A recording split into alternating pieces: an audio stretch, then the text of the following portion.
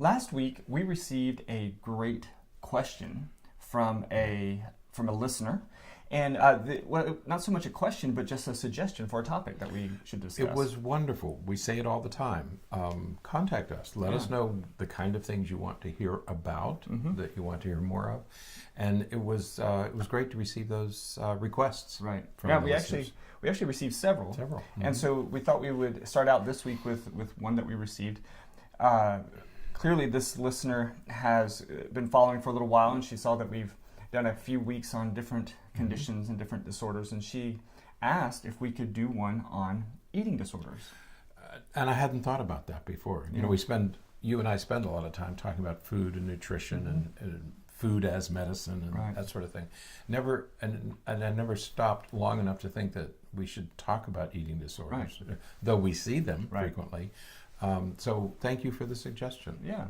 So throughout the course of this week, we are going to focus on eating disorders. And we're going to start out differentiating eating disorders from other eating habits, eating fads. Right. This is another one of those things. We've many times over the past year, we've talked about the difference between a real disorder and differentiating real disorders from, because people will often say, well, do I have depression, or am I? One of the most common questions is, am I an alcoholic? Right. You know? And it has nothing to do, it has very little to do with your drinking. It's more about, it's about impairment. Some of the behaviors associated. That's right. Are you impaired? And so too with eating disorders. We have many people have, for example, young children will develop food preferences, That's not an eating disorder. Right. The elderly might change their eating habits, and sometimes it's a disorder and sometimes it isn't. So it's important to differentiate when you have a clinical disorder versus when it's something else that you really needn't worry about too much. Right. Now, the DSM-5 has kind of expanded the category of eating disorders to include feeding and eating disorders. And so it includes a couple of other things that were not in that section previously. I think DSM-5 does a much better job of categorizing, organizing the feeding and eating disorders than the previous versions, because they now have them all in one place, which they were scattered out around the DSM-4 and the TR. But they've put them into a single category in DSM-5, and it really is helpful just to be able to go to that single section. Yeah. So, but it includes a number of diagnoses, and we're going to go through those throughout the course of this week. Right. But you made a very good point just a moment ago. When we think about disorders, one of the things we have to think about is the issue of impairment. Right. And with eating disorders, it's difficult to think about. Could perhaps be difficult to think about an impairment in functioning because of an eating disorder. Right. Because we're just talking about how much you're eating and those kinds of things. And many times, people with eating disorders still go to work and do some of that. Right. But one of the main issues with eating disorders is that it really can cause a lot of damage to your body. Right. It can cause a lot of impairment as it relates to bodily functions, and it impairs your body's ability to gain nutrients and some of those kinds of things. Right. You may still go to work, but as we talk about some of the disorders, like anorexia, for example, one of the ways that anorexia manifests is through excessive exercising. Right. And so a person with anorexia may spend 4 or 5 hours a day in the gym. That's right. So not uncommon. There is some impairment there because you're substituting other activities that you could or should be doing for going to the gym and doing those kinds of things. Yeah, when we talk about the eating disorders, I think it's one of the places where, of all the psychological disorders, where you see physical manifestations. Right. You can have many other disorders but not show physical symptoms. Right. With eating disorders, it's common that you'll also see wasting, muscle wasting, obesity, thinning hair, damaged teeth. Amenorrhea, lots of things. Yeah, you see these physical symptoms. Right. Okay, so when we talk about impairments associated with eating disorders, we're talking about some noticeable physical ailments. And then the other category is all the psychological functioning. And as you say, if you're exercising, you're obsessing over food and exercising for 4 or 5 or 6 hours a day, you're probably sacrificing something else that you should be doing. It begins to affect how well you do in school, or how well you do at your work, or how you're doing with your family. So it begins to interfere with normal functioning. Absolutely. So, and again, throughout the course of the week, we're going to really hit on a lot of these points more specifically. But today, what we want to make sure that we emphasize is that those disorders, those conditions, those issues are very different than, particular eating habits or particular eating fads, like veganism or vegetarianism or paleo diets and those kinds of things. Yeah, I think you can you look at the eating disorders, which are lifespan issues. I mean, it doesn't differentiate by gender, age. Young children can have eating disorders. The elderly can have it. So it's a lifespan issue.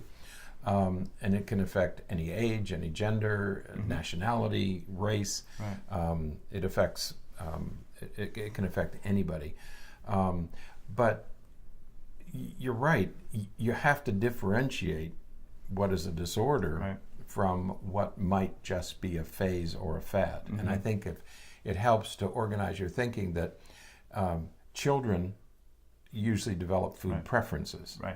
Teenagers begin to diet. They get fad diets, or they change their eating habits because it's part of that search for independence, search for separation. So if your parents are big meat eaters, frequently those children become vegetarians. And it's always funny when you see a kid and they're like, I'm a vegan, I don't believe in having anything with leather. Then you go out and dad has a big truck. And the front says, beef, it's what's for dinner. It's like, okay. And then, the Remington and everything, the little stickers on the back, that's clearly a hunter. Right, and so it's part of that independence, separation. And then the elderly have another set of issues because they frequently, if there's some early onset dementia, they will forget to eat, or they're living alone, or they might be depressed. They lose track of the time, how much they're eating, when they ate last. Appetite goes down, flavor diminishes over time. And so if you think of what happens in childhood, adolescence, and the elderly, it helps to organize your thinking about what might not be an eating disorder. It might be something else. You may want to address it, but it's not a clinical disorder. Yeah. So again, we have, it seems like every few weeks or so, there's a new diet that's coming out. So we have paleo, and then we have keto, and then we have, again, sort of vegetarian, vegan, gluten-free, Mediterranean.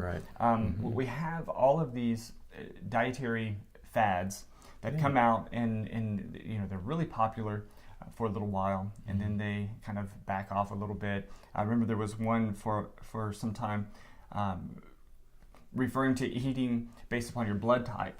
And Eat Right for Your Type was the name of the book. And it was, if you are O positive, this is the type of diet that you should have. And, authors will talk about some science behind some of that, some of those recommendations. But, sometimes it works for people and sometimes it doesn't. Yeah, I think one of the things that we all need to remember is that there are researchers around the country, but also around the world, doing research on nutrition. Hundreds, maybe thousands of people doing research on nutrition. All the medical schools in the country, all the medical schools that are doing research on nutrition. Every once in a while, somebody's studying something and it attracts the news media. For some reason, either it was a conference presentation or a publication that caught somebody's interest, and suddenly this particular line of research gets some traction in the media. And it might be gluten-free, it might be low carb, it might be ketogenic, and it starts to develop a life of its own. There's no reason for it except that it hit the news and it became hit social media and it became popular. Probably any diet you use will be effective for some time. Initially. Right. Because you're eating more thoughtfully. Right. Probably because you're eating more thoughtfully. Right. You know, when the gluten-free, it was gluten-free came out, everybody said, oh, I lose all kind of weight on gluten-free. Then you plateau. Probably not gluten. Mm-hmm. It's probably that you're eating fewer carbohydrates, Mm-hmm. you're eating less fast food, Mm-hmm. and you're avoiding those foods that had been usually processed. Right. Stuff, It's right? processed. You don't eat processed foods. You don't eat a lot of bread, a lot of pizza and pasta, and so that's probably why. It's probably nothing to do with gluten. It's just that those foods contain gluten. Right. Okay. And it's important to recognize that, again, that the diet may work for you for a short time, and then you will plateau. But there are some dietary plans that will work very well for some people. That's right. And others that work very well for other people. I can remember Preston Mercer was the head of the USF Lakeland campus for a long time, but his research was on nutrition. Mm-hmm. He had taught nutrition at medical schools, and he would say that all the time. He'd say, the digestion process is so complex, we really don't know exactly how it works. Right. And so just as certain medications work for some people and not others, certain diets will work for some people and not others. We really don't know why, but not all diets will work for all people. Yeah. Okay. Yeah. One of the ones that I've tried is I do the ketogenic diet. I go through periods where I do it very strictly, and then I will kind of back off a little bit and just kind of eat regularly for a while and then go back to it. But when I'm on the ketogenic diet, I know I can tell a difference in the way that my body functions, and I feel better. I had not, I had fallen off the wagon for exercising just before we took our trip to the Philippines. And I started eating, I went off the ketogenic diet knowing that when we went to the Philippines, I was going to eat lots of rice and those kinds of things. And so for the month of August, I was... Last month. I wasn't really exercising much, and I was still eating higher amounts of carbs. And so last week, I started the ketogenic again. Within 3 days, I felt as though I had so much energy that it just, like I had to start exercising again because I had to burn off the extra energy. Right. And so that's how it works for me, but it may not work for everybody that way. But not everybody has that response. Right. We talk to other people and they say, no, I've tried it, I've been faithful, I did exactly as you instructed, and I felt nothing, I didn't lose weight, I didn't really feel that good. Okay, so it didn't suit you. Right. Okay. So it's not that the diets aren't any good, it's not that, oh, this is the diet. Yeah, it's the diet of the day because it got, for some reason, it got popular on media or in the news. Frequently when we have professional conferences, like the American Psychological Association, will have its yearly meeting. And news outlets will send reporters to see what's going on or what are people talking about. And the buzz is they're talking about this year, Right. okay? And so it gains traction in the news. It happens to be one line of research. It could have been one of a dozen lines of research. Right. But that one became popular. Yeah. So try the diets. Yeah. If they work for you, that's great. If Right. they don't work for you, for some reason they don't work, move on to something else. Yeah. Okay. Certainly research it before you, Yeah. read up about it, see what others are saying about it. There's some diets out there that you probably should avoid. I think anything really radical. Right. We learned a new word while we were researching this called orthorexia. Is it orthorexia?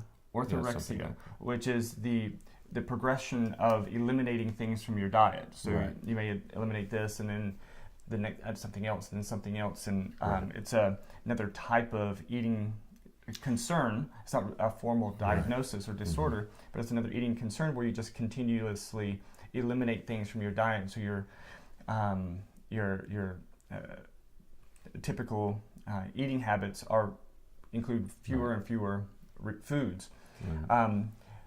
So when you're looking at some of these diets, you have to watch out for that. You have to watch out that you're not eliminating so many things that now all of a sudden all you're eating is broccoli. I mean, broccoli is great for you, but it can't be your only source of food. Exactly. Across time, the last 1,000 years, we typically eat a varied diet. Okay, most of us eat it, unless you're an Eskimo, where you have a limited food supply because of the weather, or you live in a tropical place but most of us have a varied diet because there are vitamins and minerals from food group to food group, and most of us need all of them, and that's why we're always told a balanced diet. I don't like the word balanced diet because it's like there's some magic formula that you have to have this much protein and this much. I think you just need some of each type of food because each food brings you a different kind of nutrition. Well, not just that, but you should eat food that's in season. There's a certain season for strawberries. If it's August and you're eating strawberries, it's probably you should think about that. Where did these strawberries come from? Because like here in Florida, strawberry season is more in the fall and winter because that's Is that when the strawberry festival is? Well, yeah, because we always you drive by and you can see they're always concerned about frost, and they're always they spray them during the winter, and then they'll get ice on them, but somehow the ice protects them, and it's really interesting. So, but if you're eating foods that are out of season, you got to think about where they're coming from and what they had to do. When are they picked in order to get here? That's why they pick them when they're a little bit green, because they ship better. And you spray them with carbon dioxide and it makes them colored. And they look nice. So, but no, you need this range of foods. We should be dietitians. And it's a fascinating world. It is. I mean, chemically, the digestion is so interesting chemically because it's so complex. But you should probably avoid any diet that severely restricts the type of foods that you're eating. If you're eating a single food, it's probably not good. You will lose weight, but you're going to lose weight for the wrong reason. So, but they're not necessarily eating disorders. Okay, when children develop food preferences, that may not be an eating disorder. When the elderly stop, it may not be an eating disorder. So approach these things carefully, and whether you're dealing with an elderly parent or a young child, don't panic. Don't get too excited about it. Do your research, talk to other professionals, and decide if what you're seeing might be a clinical disorder. And you can go, we list some articles here in this podcast that list the symptoms. These when you start seeing these things, perhaps you should consult a professional. If you're not seeing these things, it's probably just a fad diet. Teenagers, I don't know many teenagers who didn't try a vegetarian or vegan diet sometime between puberty and 21. So don't get excited. Just be patient. They'll work their way through it. They may stay as vegetarians and they may change. They may come back, but it's not a clinical disorder. I think that's the important message here. Don't get worked up about it. All right. Well, that's it for today. Tomorrow we're going to talk about the prevalence of eating disorders, and so we'll have a little bit more information about some that. surprising data there. Absolutely. I was surprised with some of the numbers. Until then, stay happy, stay healthy, and forget to be afraid.